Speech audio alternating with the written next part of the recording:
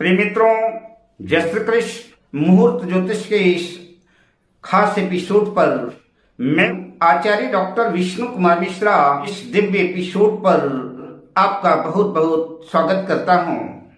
आज हम मुहूर्त ज्योतिष के इस स्पेशल प्रोग्राम पर दौलत शोहरत समृद्धि प्रदान करने वाले ज्योतिषी योग की चर्चा करूंगा। पर विषय क्रम में आगे बढ़ूं उससे पहले आपसे आग्रह, अगर आपने अभी तक हमारे इस चैनल को सब्सक्राइब नहीं किया है तो प्लीज चैनल को सब्सक्राइब करें, साथ ही नोटिफिकेशन बेल को भी प्रेस कर लें। अगर आप अपनी जन्म कुंडली का एनालिसिस कराना चाहते हैं, विश्लेषण कराना चाहते हैं, वर वधू की कुंडली आदि का मिलान कराना चाहते हैं या किसी भी किस्म का ज्योतिषी परामर्श प्राप्त करना चाहते हैं तो आप स्क्रीन पर फ्लैश हो रहे नंबरों पर आप हमसे संपर्क कर सकते हैं। सबसे पहले मैं जन्म कुंडली के 12 भाव की चर्चा करता हूं कि उन 12 भावों में वो कौन कौन से भाव जो है तो यश, कीर्ति और प्रसिद्धि प्रतिष्ठा दिलाते हैं। तो जन्म कुंडली का यह पहला भाव लग्न है। क्षेत्र कुछ भी हो, लेकिन जन्म कुंडली के इस लग्न का अत्यंत महत्वपूर्ण स्थान है। इस लग्न से जातक के रूप का, रंग का, जातक के चरित्र का, जातक की शीलता का, जातक के व्यवहार का, विवेक, ज्ञान, प्रभुता और जातक के मस्तिष्क का पता चलता है। तो जन्म कुंडली का यह प्रथम भाव लग्न भाव मजबूत होना चाहिए। इस लग्न पर शुभ ग्रहों का प्रभाव होना चाहिए और लग्न और लग्नेश जितना शुभ होगा आप उतने ही शीलवान होंगे, आप उतने ही ज्ञानवान होंगे, आप उतने ही गुणवान होंगे और आपकी उतनी ही प्रभुता होगी, आपकी उतनी ही प्रतिष्ठा होगी। लग्न से भी आपकी प्रसिद्धि और प्रतिष्ठा और यश का विचार किया जाता है।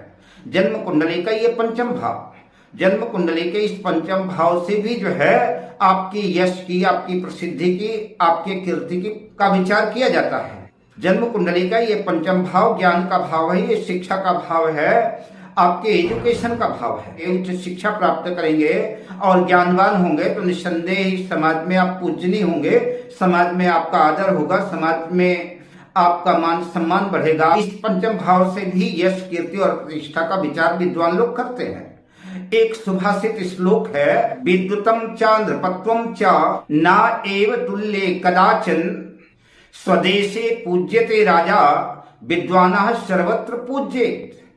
इसका अभिप्राय यह है कि विद्वान जो है उसकी प्रतिष्ठा सर्व जगह होती है। देश में, विदेश में, दूसरे राज्य में, कहीं भी चला जाए विद्वान, तो विद्वान सब जगह सम्मानित होता है, विद्वान का सब जगह आदर होता है। तो जन्म कुंडली का ये पंचम भाव भी आपकी यश और कीर्ति और प्रतिष्ठा का भाव है। इस भाव से भी यश, कीर्ति और प्रतिष्ठा का विचार किया जाता है। जन्म कुंडली का ये नवम भाव, ये नवम भाव जो है भाग्य भाव कहलाता है। आपने जीवन में कई लोगों को देखा होगा कि उन लोगों के पास बहुत ज्यादा काबिलियत भी नहीं हो पाती है और दुर्भाग्य से बहुत से लोग तो ऐसे भी है कि पढ़ लिख भी नहीं पाते, लेकिन उनका भाग्य इतना प्रबल होता है कि भाग्यवश वो किसी ऐसे कुल खानदान में पैदा हो जाते हैं, किसी ऐसे घराने में पैदा हो जाते हैं जिनको विरासत में मेहनत भी नहीं करनी पड़ती। दौलत शोहरत जुटाने के लिए दौलत विरासत में ही मिल जाती है। तो उसके लिए जन्म कुंडली का ये नवम भाव भी, भाग्य भाव भी जो है अत्यंत महत्वपूर्ण है कि विरासत में मिलने वाली यश, कीर्ति, प्रतिष्ठा और दौलत शोहरत का विचार जन्म कुंडली के इस नवम भाव से, भाग्य भाव से करते हैं। जन्म कुंडली का ये दशम भाव खासतौर से यश, कीर्ति और प्रतिष्ठा का भाव है, आपके करियर का भाव है। आप कैसा कर्म करेंगे और आपके उस कर्म से आपकी कैसी कीर्ति बढ़ेगी, कैसी यश देगा, आप कैसा कर्म करेंगे, यह जन्म कुंडली के दशम भाव से ही निर्धारण होगा। यश, कीर्ति और प्रतिष्ठा का विचार भी जन्म कुंडली के दशम भाव से करते हैं। अब आइए मैं उन ज्योतिषी ग्रहों की चर्चा करूं। नवग्रहों में सूर्य को राजा की उपाधि प्राप्त है, तो सूर्य राजा है। जातक की जन्म कुंडली में सूर्य जितना मजबूत होगा, अपनी उच्च राशि मेष राशि में होगा, अपनी स्वराशि मूल त्रिकोण राशि सिंह राशि में होगा, तो सूर्य जितना मजबूत होगा, जितना स्ट्रांग होगा, आपकी यश, कीर्ति, प्रतिष्ठा भी उतनी ही बढ़ेगी। आप सूर्य की तरह उतने ही चमचमाएंगे। सूर्य जन्म कुंडली में कमजोर है, अपनी नीच राशि में चला गया है, तुला राशि में चला गया है, शत्रु राशि में चला गया है, छठे, आठवें, 12वें भाव में है, आपकी यश कीर्ति में थोड़ी सी कमी आएगी। तो जन्म कुंडली में सूर्य का मजबूत होना आवश्यक है। तो सूर्य यश कीर्ति और प्रतिष्ठा का और सरकार का कारक तो है ही है, और राजा है तो उसके पास दौलत की भी कमी नहीं है, तो दौलत का भी प्रदाता सूर्य है। अब हम सूर्य के बाद दूसरे ग्रह की चर्चा करें तो चंद्रमा आपका मन है। चंद्रमा मन से हो जाता है। आप जितना पॉजिटिव रहेंगे, आप जितना सकारात्मक सोचेंगे, आपका मन जितना एकाग्र रहेगा, आप उतना ही सटीक निर्णय ले पाएंगे अपने कार्य क्षेत्र में। आपका मन ही आपके बंधन और मुक्ति, पतन का और सफलता का मन ही कारण है। मन एकाग्र हो, और मन को एकाग्र करने के लिए चंद्रमा की स्थिति, चंद्रमा का पोजीशन ठीक होना चाहिए। चंद्रमा जो तो वृष राशि में हो, चंद्रमा कर्क राशि में हो, और पूर्णिमा की आसपास जितना अधिक चंद्रमा हो उतना ही शुक्ल पक्ष का मजबूत माना जाएगा। आपकी जन्म कुंडली में चंद्रमा जो है विष दोष से प्रभावित ना हो, केंद्रम दोष वगैरह न बना हो, ग्रहण दोष वगैरह की राहु केतु का प्रभाव ना हो चंद्रमा पर, तो चंद्रमा जितना मजबूत होगा, जितना स्ट्रांग होगा, शुभ ग्रहों के प्रभाव में होगा, उतना ही आपका मन एकाग्र रहेगा। तो आप चंद्रमा भी जन्म कुंडली में मजबूत होना आवश्यक है। देवगुरु बृहस्पति बुद्धि के कारक हैं, ज्ञान के कारक हैं, और देवगुरु की कृपा से भी जो है यश कीर्ति प्रतिष्ठा मिलती है। खासतौर से धन के कारक जो है देवगुरु बृहस्पति हैं। अगर धन के कारक देवगुरु बृहस्पति केंद्र त्रिकोण में कर्क राशि में है तो देवगुरु बृहस्पति की वो उच्च राशि कहलाएगी। तो अगर देवगुरु बृहस्पति अपनी उच्च राशि में है, शोहरत भी अर्जित करेंगे और दौलत भी अर्जित करेंगे और खूब करेंगे। और कदाचित कर्क राशि में गुरु है और गुरु के साथ चंद्रमा भी कर्क राशि में है, तो आपकी जन्म कुंडली में गज केसरी योग बनेगा, और अत्यंत दिव्य गज केसरी योग बनेगा, क्योंकि गुरु अपनी उच्च राशि में होंगे और चंद्रमा स्वराशि में होंगे।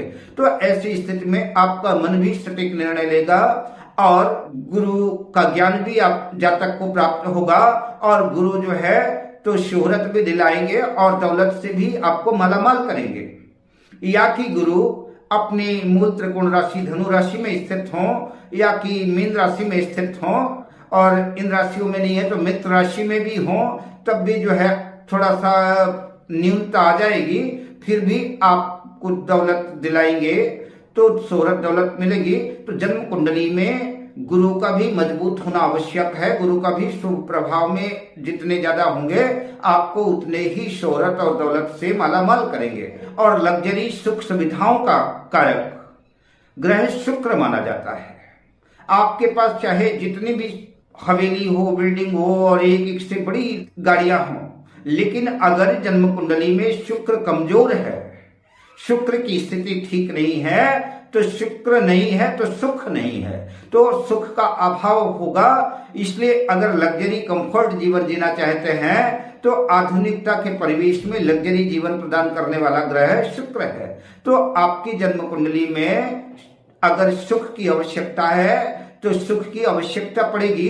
तो जन्म कुंडली में सूर्य का मजबूत होना जरूरी है, चंद्रमा का भी मजबूत होना जरूरी है, गुरु का भी मजबूत होना जरूरी है, और शुक्र का भी जन्म कुंडली में मजबूत होना जरूरी है। जन्म कुंडली का लग्नेश, जन्म कुंडली का कर्मेश, जन्म कुंडली का भाग्येश, अगर इन तीन ग्रहों की युति केंद्र त्रिकोण भाव में कहीं भी है, तो आपको जो है दौलत, शोहरत, यश, कीर्ति सब कुछ अर्जित होगी। समाज में मान होगा, सम्मान होगा, और आपके पास किसी चीज की कमी नहीं होगी। अब मैं आपसे लेता हूं विदा, शुभकामनाओं के साथ। जय श्री कृष्ण।